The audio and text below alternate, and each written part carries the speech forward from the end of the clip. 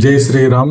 మిత్రులారా, మీరు ఈ మధ్య చూసే ఉంటారు పేపర్లో కానీ ఇక టీవీలలో కానీ చాలామంది మహిళలు ఎక్కువ మాట్లాడుతున్నారు అనమాట. అంటే ఇతరులు తమ వీడియోలను చూడాలని, లేకుంటే ఇతరులు తమ ఫోటోలు చూడాలని ఎక్కువ తాపత్రయపడుతున్నారు అనమాట. అందుకోసమని చాలా సాహసాలు చేస్తున్నారు. కొంతమంది ఏంది, జలపాతం దగ్గరకు పోయి ఈత కొట్టాలని, లేకుంటే ఫోటోలు తీసుకోవాలని, సముద్రం దగ్గర ఫోటోలు తీసుకోవాలని, లేకుంటే ట్రైన్కు అంటే పోతున్న రైలుకు దగ్గరగా ఫోటోలు తీసుకోవాలని, లేకుంటే వీడియో తీసుకోవాలని ఇట్లా ప్రయత్నం చేసి ప్రమాదాల బారిన పడుతున్నారు. అది గమనించక ఇంకా కొంతమంది ఏంటి, వాళ్ళను చూసన్నా కనీసం వాళ్ళు మారాలి కదా. ఎవరో ప్రమాదంలో పడ్డారు కొంతమంది, నేను అటువంటి ప్రమాదంలోకి పోకూడదని. కానీ ఏంటి, ఒకరు కాదు ఇద్దరు కాదు చాలా మంది అన్నమాట, వేలు లక్షలు ఎవరు చూసినా కూడా ఇతరులు తమ ఫోటోలు చూడాలి, ఇతరులు తమ వీడియోలు చూడాలి అని ఇంకా ఎక్కువగా చేస్తున్నారు. అంటే ఎప్పుడో లక్ష్మణ రేఖ అనే పదం మనం వినింటాం. అంటే లక్ష్మణ రేఖ అంటే మనకు మనమే ఒక గిరి గీసుకోవాలి, అంటే ఒక రేఖ అనేది ఉండాలి, హద్దు. ఆ హద్దు దాటి పోకూడదు, పోతే కన్నా కర్మ సిద్ధాంతం అనేది మనకు వస్తుంది. అది గుర్తుపెట్టుకోకుండా చాలామంది ఇప్పుడు జ్యోతి మల్హోత్రా మీకు తెలిసే ఉంటుంది, పాకిస్తాన్కు గూఢచారిగా వ్యవహరించింది. తర్వాత మాధురి గుప్తా, ఆమె అంతే. తర్వాత విష్ణుప్రియ చౌదరి అని, ఆమె కూడా అంతే అన్నమాట. ఎక్కువగా విపరీతంగా ఫోటోలు తీసుకోవడము.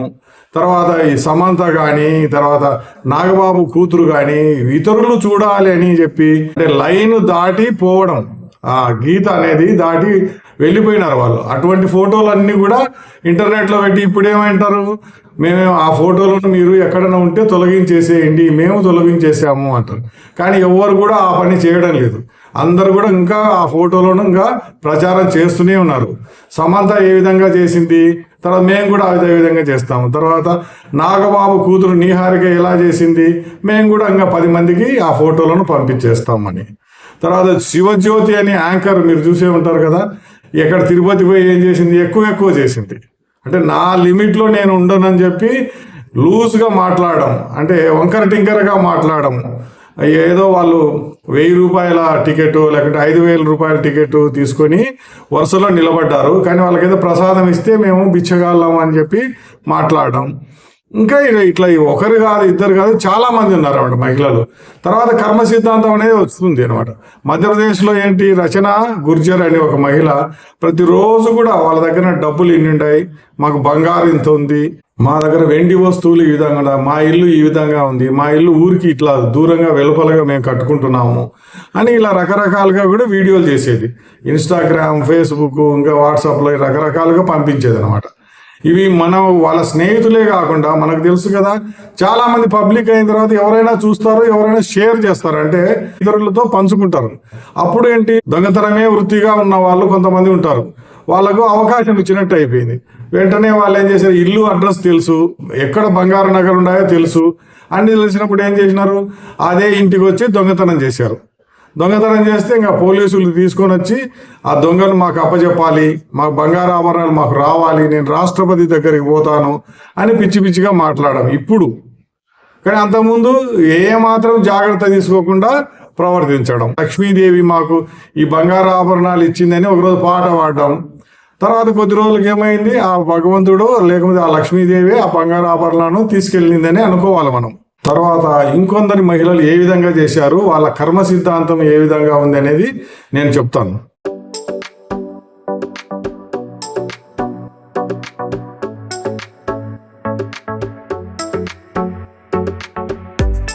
ఇప్పుడు ఇద్దరు మహిళలు తమ ఫోటోలు వీడియోలు లక్షల మంది చూడాలి అనుకొని ఇది ఇన్స్టాగ్రామ్, ఫేస్బుక్, ఇంకా చాలా యూట్యూబ్ వీడియో ఛానల్ అనేది రకరకాలుగా వాళ్ళ ఫోటోలను వీడియోలను ప్రచారం చేసుకునేవాళ్ళు.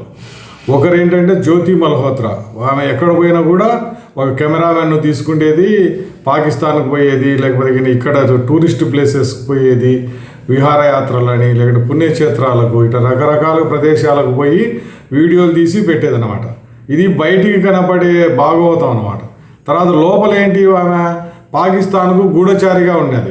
మన దేశంలో ఉండే రహస్య ప్రదేశాలన్నిటిని వీడియోలు తీసి పాకిస్తాన్ వాళ్ళకు అప్పచెప్పేది అనమాట. అంటే ఈమె పోయినప్పుడు అక్కడ వీడియోలను వాళ్ళకు పంపించేది. దాంతో ఏంటి, అక్కడ మిలిటరీ వాళ్ళు ఇక్కడ ఏదైనా దాడి చేయాలన్నా వాళ్ళకి సులభం అయిపోయేది. అందుకోసమనే తర్వాత ఆమెను అరెస్ట్ చేశారు. కిందటి సంవత్సరం మే నెలలో అరెస్ట్ చేస్తే ఇంతవరకు బెయిల్ కూడా రాలేదు, జైల్లోనే మగ్గుతుంది అనమాట. ఆమెకు వచ్చే ఆదాయం వేలల్లో ఉంటే నెల నెల లక్షల్లో ఖర్చు పెట్టేది అనమాట. కేరళలో పాత ముఖ్యమంత్రి పినరవి విజయన్ ఉన్నాడు కదా, ఆయన అల్లుడు ముస్లిం ఆయన, ఈమెకు చాలా రాజభోగాలు కలిగించాడు అనమాట అక్కడ కేరళ పోయినప్పుడు. అంటే ఆమె సొంత ఖర్చు కాకుండా ప్రభుత్వ ఖర్చుతోనే చాలా రోజులు అక్కడ విహారయాత్రలు చేసి వీడియోలు చేసి పెట్టేసింది అనమాట. అంటే 3 లక్షలు 4 లక్షల మంది ఇట్లా బాగా ఇన్స్టాగ్రామ్లో ఫాలోయర్స్ అనమాట. ఆమెను అరెస్ట్ చేసిన తర్వాత కూడా మళ్ళీ 2 లక్షల మంది పెరిగిపోయినారు. అంటే అరెస్ట్ అయినప్పుడు ఏమనిపిస్తుంది మనకు, ఎక్కువ డబ్బులు సంపాదించాలనుకునే అక్రమ మార్గంలో పోతే ఆఖరకు జైలు జీవితం గడపాల్సి వస్తుంది. ఇంకొక మహిళ ఎవరంటే ఆన్వి కామ్దార్ అని, ఆమె చార్టర్డ్ అకౌంటెంట్. ఆమెకు మస్తుగా ఆదాయం కూడా ఉంది. కానీ ఏంటి, ఇదే ఇన్స్టాగ్రామ్లో రీల్స్ అంటే వీడియోలు చేస్తే చాలామంది చూస్తారు, నాకు ఫాలోయర్స్ వస్తారు, తర్వాత నేను దేశమంతా కూడా ప్రసిద్ధి చెందుతాను అని అనుకొని ఎక్కడో డ్యాముల దగ్గరికి పోవడము, నదుల దగ్గరికి పోవడము, ఇక అలలున్న సముద్రం దగ్గరికి పోవడము, ఇట్లా భయంకరమైన ప్రదేశాల దగ్గరికి పోయి వీడియోలు తీసేది. కొండల శిఖరాల దగ్గరికి పోయి వీడియోలు చేయడము, ఏది వర్షాకాలంలో, మళ్ళీ మామూలు కాలంలో కూడా కాదు.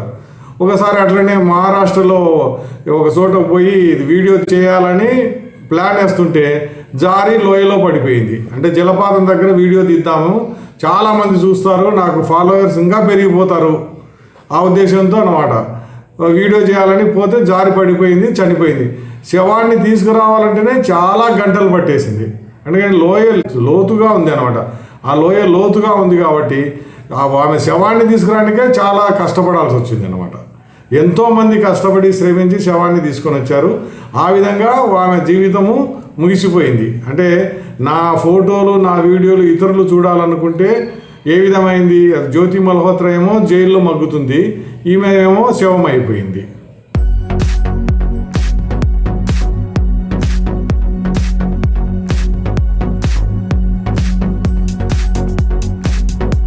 ఇద్దరు సినిమా నటులు, ఒకరేమో తెలుగు ఇండస్ట్రీలో ఉన్న వాళ్ళు, ఇంకొకరు హిందీ వాళ్ళు. ఒకరి పేరేంటి విష్ణుప్రియ. అసహ్యమైన ఫోటోలు అంటే చాలా చాలా జుగుప్సాకరంగా ఉన్న ఫోటోలను ఇంటర్నెట్లో పెట్టి అవి చూడడానికి మీరు 300 రూపాయలు మీరు కట్టండి, మీరు హాట్ ఫోటోలను చూడండి నావి అని చెప్పి ప్రకటన ఇవ్వడం. దాంతో కొందరు ఆ విష్ణుప్రియ మీద పోలీస్ కేసు పెట్టారు. అలాగే జాక్విలిన్ ఫెర్నాండెస్, హిందీ మహిళ, హిందీ సినిమా యాక్టరు, ఆవిడ కూడా అంతేనమాట. ఏదో సినిమా అవకాశాలు వస్తాయని చెప్పేసి సుఖేష్ చంద్రశేఖర్ అనే ఒక మోసగానితో ఇష్టం వచ్చినట్టు ఫోటోలు తీసుకుంది.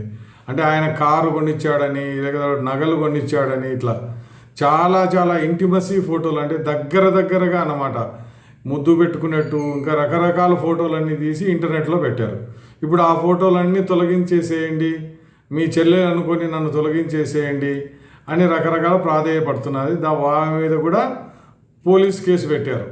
అది ఆమె పోలీస్ కేసు ఇంకా ముగిసిపోలేదు.